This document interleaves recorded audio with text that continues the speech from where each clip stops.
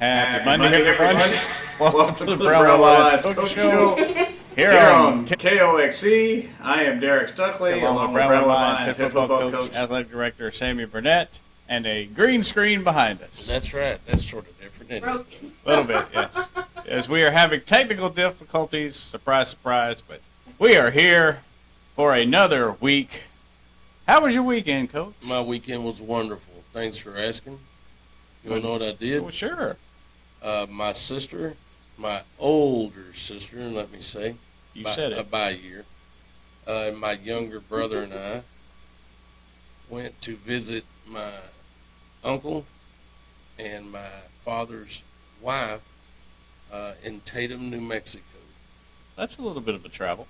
It was, but we haven't seen them in 6 years. At my father's funeral, thought that it would be good to go check on them. My uncle follows the Brownwood Lions and follows me and tells me good luck before games, and just an awesome human being. So we got to go out and we did what old people do. We sat around and visited and caught up and ate and had a good time. So that was it. We went out to eat in Hobbs one day, and that was it. But it was, I think, more rewarding for me than it was for them to see them and see how they just keep kicking and doing their thing, and they're active.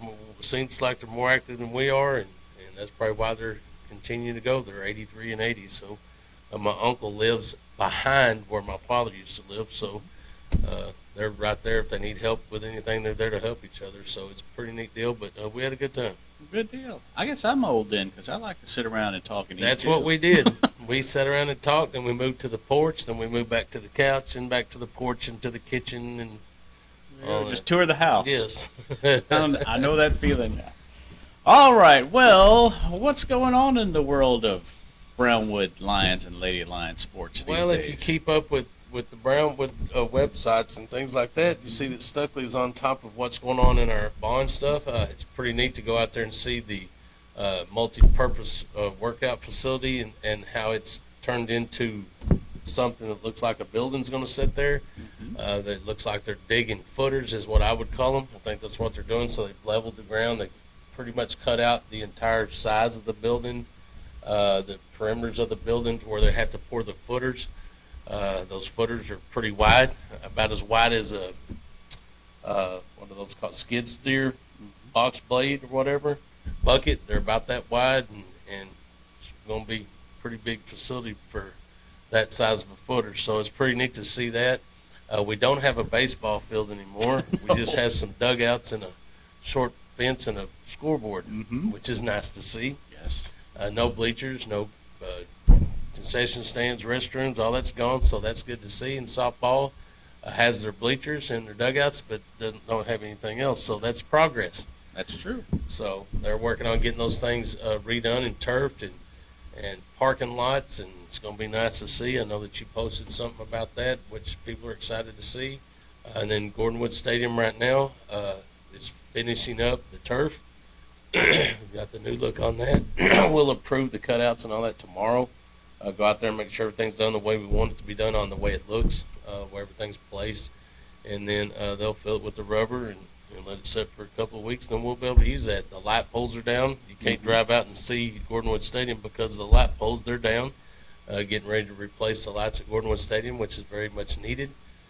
So that's the phase that's going on right now at Gordonwood Stadium, lights and turf. And then baseball and softball is going. Tennis is still getting some odds and end things done. And then, of course, the indoor baseball and softball area, which is a Snodgrass building, is being worked on and done, and air conditioner ducts and things are being put in. The weight room is being done at the same time as well, so a lot of things are going on right there. So I still pinch myself. I had a conversation with a friend last night just talking about it, how the idea to get that thing done and the process, how many years it took to get that done, and it's now going, and it's still hard to believe, but it's going to happen, So we're going to have a lot of new facilities coming up pretty quick, so it's nice to see. And one thing that we tend to forget about just a little bit, because we're still on the beginner phases of that, is the dressing facilities for the junior high and for the high school, which is very much needed. I mean, I've never walked in the junior high dressing facilities, and it's changed. It's been that way since I was little. It was that way when my brother was little, and it needs to be upgraded. So that's going to be a welcome adventure as well. So we're ready for that to start happening. I mean, I've seen all pretty much the plans for that. There's still things that had to be worked out on that, but got to see a big portion of that, and it's going to be really nice. I mean, you put stuff down, and then architects do their work, and then they come back with a plan, and you approve the footprint of how you want things and where you want this setting and how this is going to work, and then they start working on the way it looks. And you start seeing those pictures, and you're going, wow, that really is going to be special for our kids. So it's really still excited about that. It's neat to see it. I drive by every day.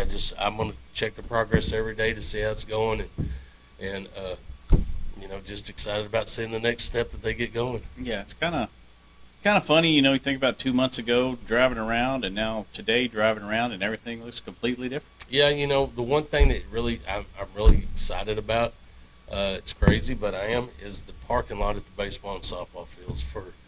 I sat there. I was blessed to be a part of that first game at that facility, watching it being developed and put together, and I remember parents out on the field helping clean up, and the baseball players and Coach Howes were all out there working, Coach Harrison working to get that field ready to play the next night.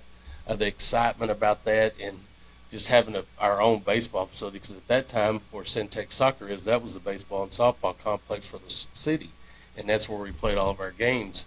And to get to move to our own place, how special that was, it's neat. But in all those years, I don't know, there may have been a report, I don't know, and I was gone for a while, building my profession, but all the cars that park on Magnolia Street, and the people moving in and out, and the opportunity for accident, opportunity for a kid to be struck by a vehicle was always there. I don't know that it ever happened, but it was there. Knowing now that we're going to have a place to park and people can get out and go to both venues and it be safe, and that's pretty neat. I'm really excited about that. That's always been kind of a mess down there. It has. Everybody just parks wherever they can park, and people are running in and out, and you're backing up trying to see where you're going. It's crazy, but that's how it's been. But we're trying to do it right, and we're trying to fix some things that weren't able to be fixed at that time. So the ability to have that place to park and seeing that big parking spot is going to be neat. And the other thing I'm excited about are the berms. For me, I try to see both games, and I could sit on a berm and probably catch both of them. So that's a neat deal that we sorted through in, because we had to find a way to move some dirt. We knew we were going to have a lot of dirt. We're like, hey, why don't we build berms so that people can sit on those? So that's going to be a neat little thing addition as well. The school district put out a new rendering last week of what the fields and berms and everything, parking lot, everything's going to look like, and it's really nice. Yeah. Well, going back to football, of course, Dave Campbell's last week came out with their preseason top 10, and the Lions come in at number 4 in 4A Division 1, and number 1 would be, number 7 in 4A Division 1. Yeah, 4, 7, Number 7 in 4A Division 1, and Stephenville would be number 1. Right. So, what do you think of that? I think it's a good poll. I think there's some good teams in there. It's a curse at one point, but not. It's a element of respect.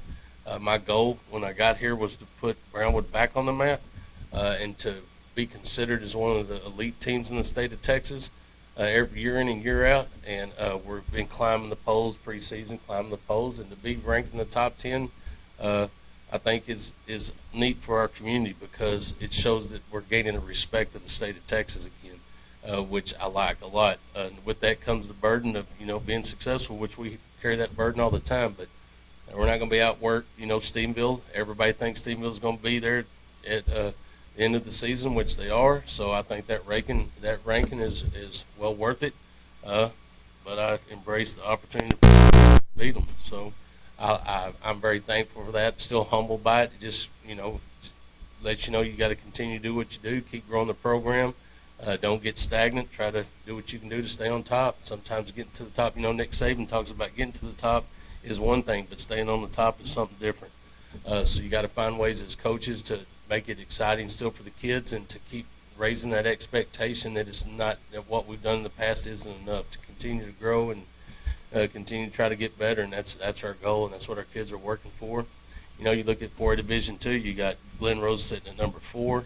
You got Waco La Vega sitting at number 8, I think. And like I said, we were 3 people away from being in that division. Very tough division as well. I don't think, like I told you before, I don't think the talent level drops when you drop from 4A to Division 1 to 4A Division 2. I think the number of kids you have on the sideline is the difference. Preseason is going to be tough. We get through that thing healthy. It's definitely going to set us up for success in district, and then having that opportunity to travel to Stephenville and playing them if they're still number one. Hopefully we've moved up the rankings by then and make it a Friday night atmosphere that is like none other. Yeah. Brownwood and Stephenville get together is always something, but if both of them are in the top 10, it's going to catch some statewide attention for sure. Absolutely.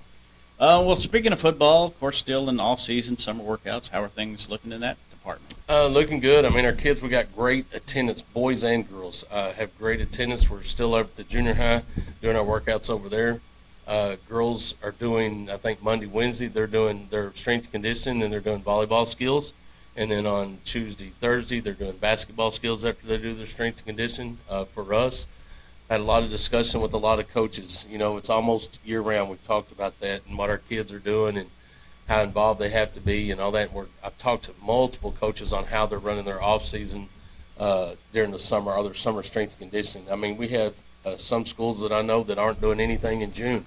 They're sending their kids out in June. They're not even showing up. They want their kids to be revived and rejuvenated and come back in July and pick it up and start getting prepared. So I've really dug in deep and looked at what we can do to continue doing what we're doing, but doing it in a way that we're not just doing the same thing. Let's find ways to develop our kids the way we want them to be developed, but yet don't make it to where it's a beat down for them, it's a beat down for coaches, but yet utilize our time and get the most we can out of the time we have, but yet reduce the time that we're out there.